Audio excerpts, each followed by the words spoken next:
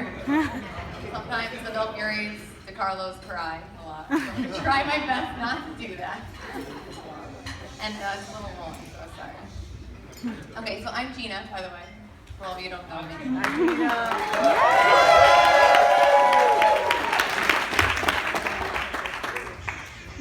I'm Lori's maid of honor and Lori's sister. Some of you might not know me, so I thought I would start by helping you understand a little bit more about me, my relationship with my beautiful sister, and how this all came to be. Ever since I can remember, I've had my own way of doing things. Funny jokes and quirky sayings. I would go to school and make all my friends laugh. The funny thing is, no one knew that my own way of doing things was really just posing off of Lori. Lori is someone I've always idolized and looked up to, even though most of the time I was towering over her. I would come home to our shared bedroom, try on her clothes and prom dresses, listen to her conversations with her friends, and copy literally everything she said and did. In high school, we even shared our first job together at Union Square, where we bussed tables, or should I say, I bussed tables, while Lori bossed me around in her usual big sister fashion. As you can imagine, it's hard to pick a favorite memory when you grow up with your best friend. But I'd have to say, my favorite time with Lori was living in the greatest city in the world, Manhattan, in the cutest two-bedroom apartment ever, which we refer to fondly as Land G. So many great memories, like walking to Walgreens, in our pajamas to get 3 for $3 candies, $3 for $3, and eating them on the couch while watching endless episodes of Dance Moms, ordering the salad,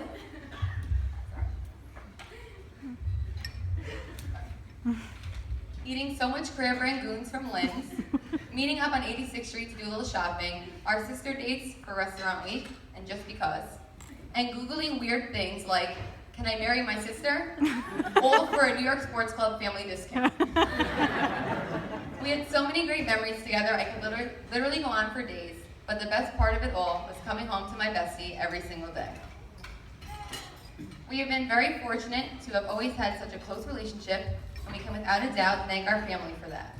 Our parents always taught us to be there for each other, and that family always comes first.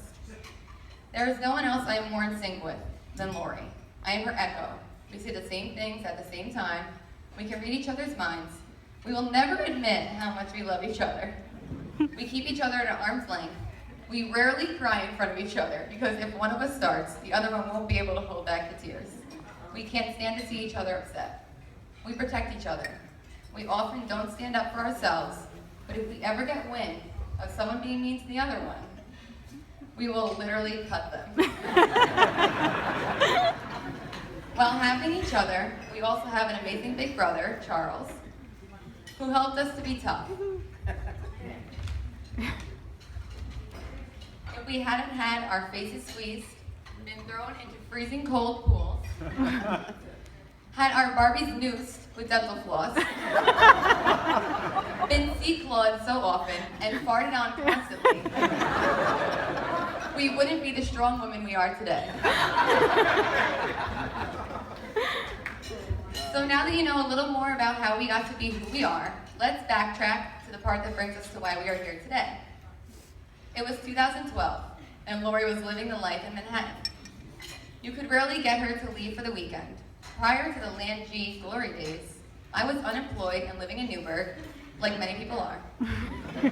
So one weekend, I decided to head down to Billy Joe's with some friends, and Lori came along to meet up with this really cool guy from high school, who she kind of dated a few years before, but then she spilled some water on the iPod dock he gave her, and they lost touch.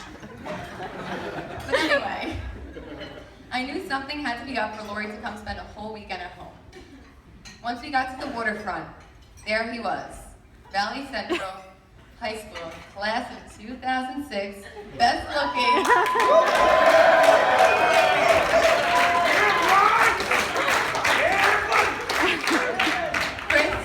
Ragnar. Raggy. And the rest is history. Chris is someone I got along with from day one. We both have a lot of the same favorite pastimes. Eating cookies, watching TV, and most importantly, picking on Lori. Sometimes we got a little carried away, and still do. Sorry, Lori.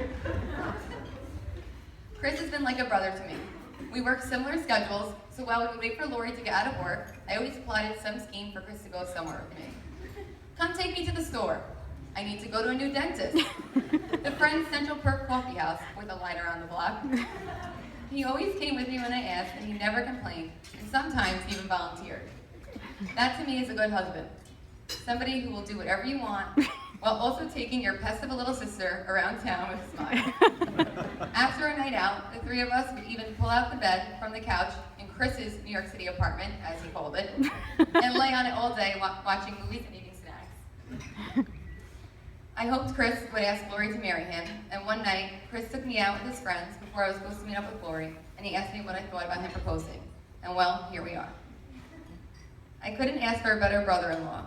Everyone who knows me well, and Lori, knows that I'm not only Lori's maid of honor, I am really her slave of honor. I have been Lori's loyal servant since about the time I could walk and retrieve things for her. But there is no one else I would rather have taken care of my entire life than my big sister.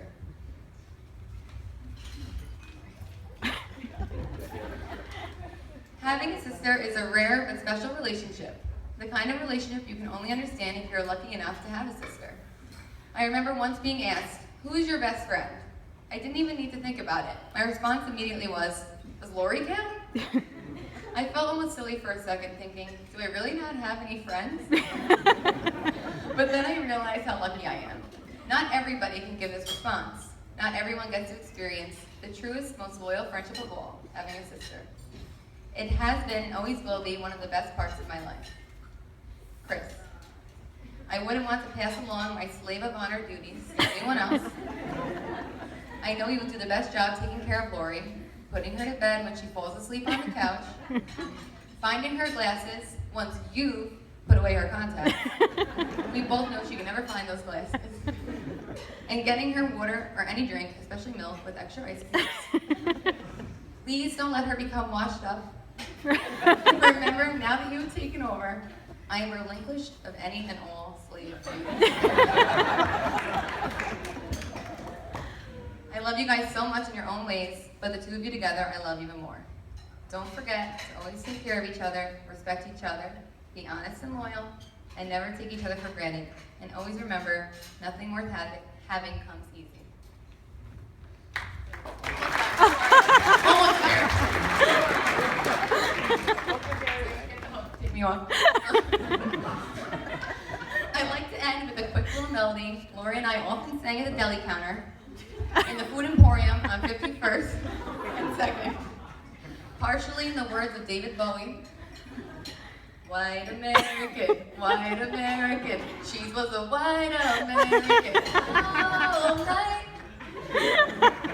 I love you both so much. Cheers to the bride and groom.